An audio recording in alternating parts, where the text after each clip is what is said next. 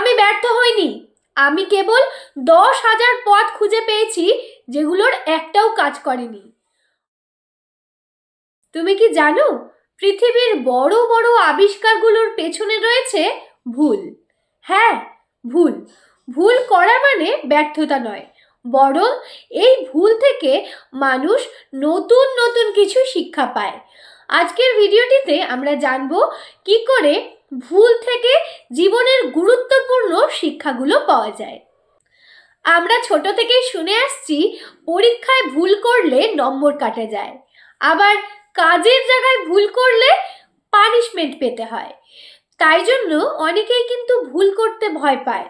কিন্তু সবাই হয়তো জানো না, বিজ্ঞান বলছে ভুল করলে মস্তিষ্ক আরও শক্তিশালী হয়। যখন তুমি ভুল করো তখন ব্রেন নতুন কানেকশন তৈরি করে, যা ভবিষ্যতে সঠিক সিদ্ধান্ত নিতে সাহায্য করে। ভুল করা যদি সত্যিই ভুল হতো, তাহলে আলেকজান্ডার ফ্লেমিং কখনো পেনিসিলিন আবিষ্কার করতে পারতেন না। 1928 সালে স্কটিশ জীবাণুবিজ্ঞানী আলেকজান্ডার ফ্লেমিং লন্ডনে সেন্ট মেরিজ হাসপাতালে গবেষণা করছিলেন।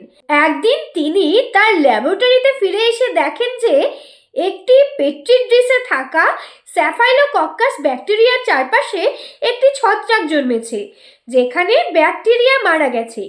এই পর্যবেক্ষণ থেকে তিনি বুঝতে পারেন যে এই ছত্রাকটি ব্যাকটেরিয়ার বৃদ্ধি রোধ করে।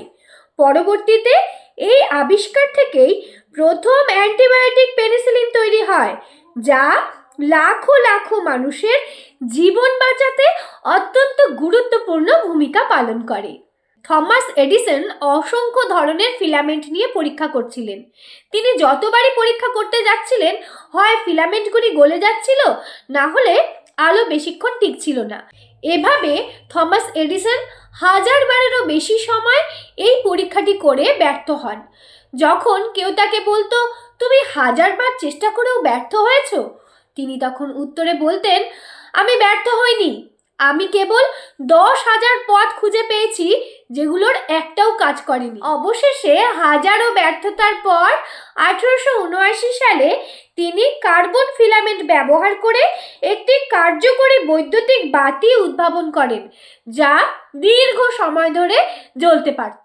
এই উদাহরণগুলো প্রমাণ করে যে ভুল বা অপ্রত্যাশিত ঘটনাগুলো থেকে আমরা নতুন কোনো আবিষ্কারের পথে যেতে পারি।